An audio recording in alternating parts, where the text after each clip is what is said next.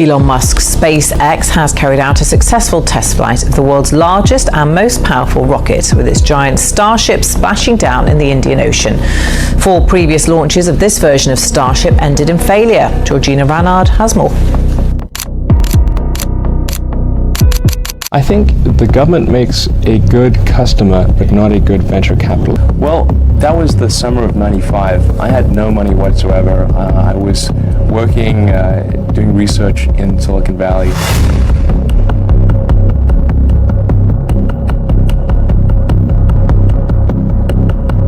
Right now, as you're watching this, SpaceX is launching more rockets per month than all other spacefaring nations combined. Think about that. This private company, valued north of $350 billion, just completed its 164th booster recovery, an engineering feat every expert said was impossible just 2 decades ago. So how did a kid from South Africa who once sold a homemade video game for $100 turn a PayPal payout into the biggest space empire in history? Stick around, because the answer involves 3 exploding rockets, 1 near-nervous breakdown, and a satellite swarm that could bankroll a city on Mars. Elon Musk didn't wake up one morning craving rockets. By 2001, after eBay bought PayPal, his cut was about $180 million. Instead of buying islands, he Googled rocket prices, tried to purchase decommissioned Soviet intercontinental missiles, and flew to Moscow 3 times. When the Russians quoted him $8 million per rocket, take it or leave it, Musk did the only thing that made sense: build a cheaper one himself. That November, he founded Space Exploration Technologies with a single bonkers mission statement to make life multiplanetary. Friends called it Elon's Mars fetish. Investors? They called it a fast way to incinerate cash. The old way before SpaceX burst onto the scene, space travel was, to put it mildly, a bit stagnant. It was a slow, ponderous, and astronomically expensive affair. Think about it. NASA's space shuttle program, for all its glory, averaged out to about $1.6 billion per flight once you factored in decades of overhead and development costs.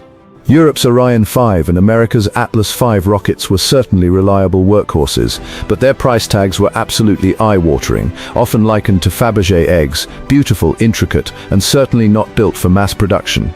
The aerospace giants of the era, Lockheed Martin, Boeing, Northrop Grumman, built rockets like they were designing skyscrapers, custom-engineered parts, sprawling, complex supply chains, and an almost pathological aversion to risk. Every component was bespoke, every process meticulously, painstakingly slow, and every decision went through layers of bureaucracy. This wasn't just about caution, it was deeply ingrained in the culture. One senior engineer famously told Congress in 2003 that reusability was impossible with today's technology and probably tomorrow's. The prevailing wisdom was that rockets were expendable. You used them once and then they splashed into the ocean, never to fly again. So if you wanted to launch anything into orbit, you paid through the nose, accepted the inefficiency, and rarely questioned the status quo.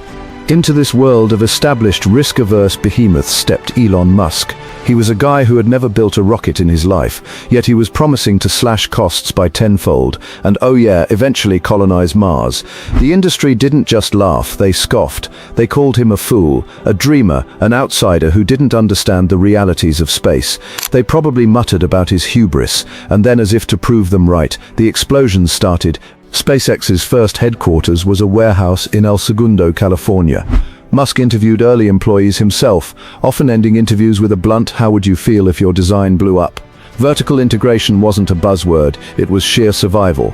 Buying off-the-shelf parts meant markups of $5, so they machined turbo-pump valves in-house for the price of steel bar stock plus coffee. Their first rocket, Falcon 1, stood 21 meters tall, basically a grey telephone pole with a single engine. Development cost $90 million.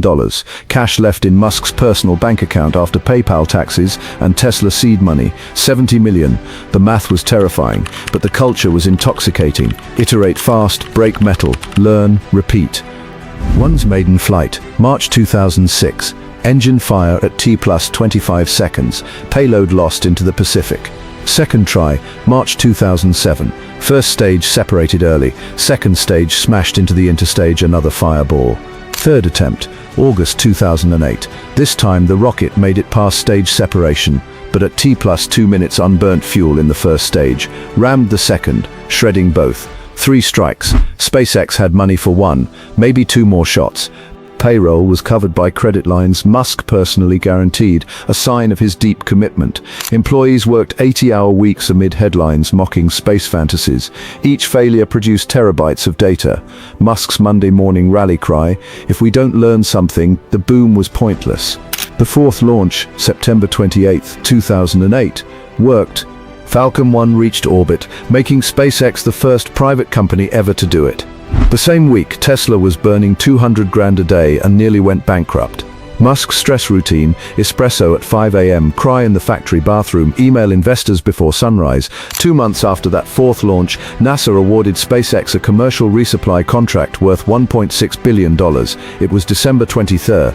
Musk says he was so broke he couldn't make payroll the week before on Christmas Eve he signed the deal that saved both SpaceX and, indirectly, Tesla.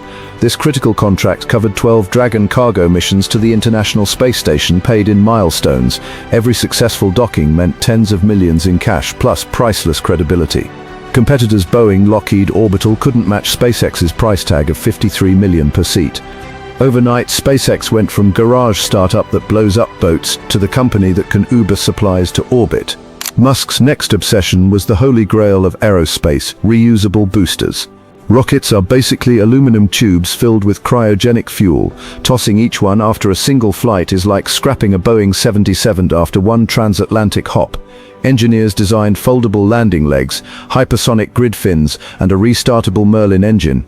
The first controlled splashdown came in 2014, the first powered landing on a drone ship, April 2016, with the words, "Of course I still love you," painted on the deck.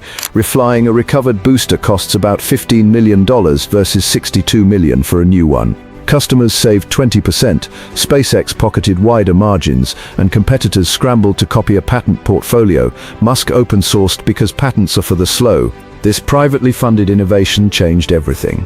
While competitors chased government contracts, Musk looked for recurring revenue.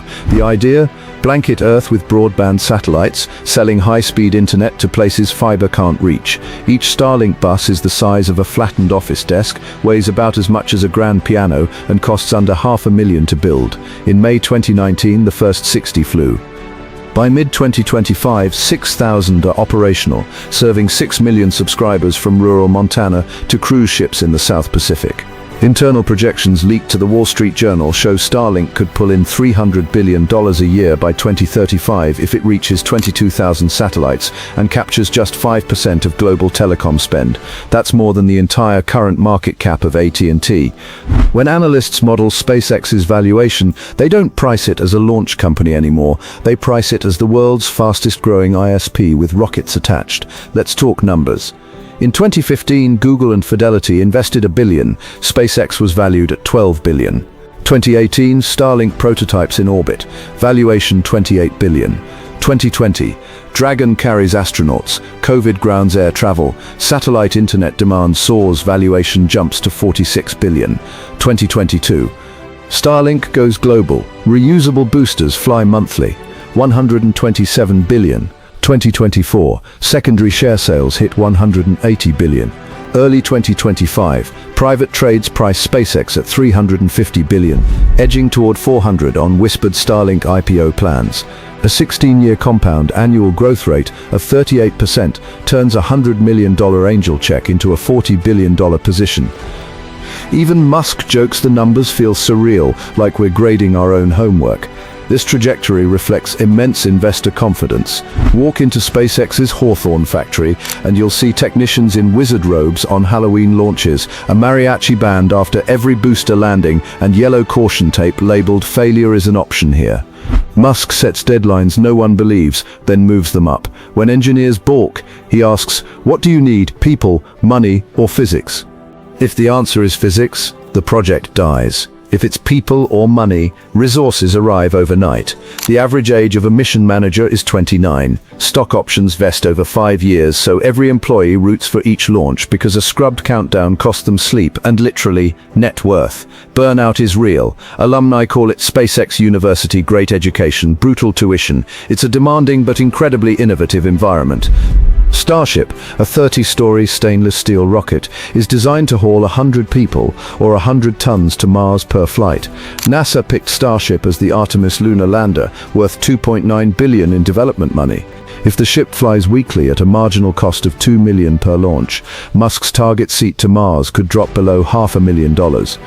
Add refueling tankers, in-situ propellant production, and a fleet of 1,000 ships, and you get a self-sustaining city of 1 million people by 2050. Skeptics call the timeline Elon's standard time. But remember, Falcon 1 was late, Dragon was late, reusable boosters were late, yet all of them arrived ahead of Boeing. The ambition is truly staggering.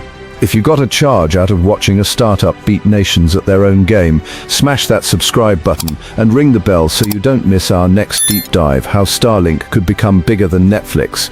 Drop a comment. Would you buy a ticket to Mars if the price was the same as a house?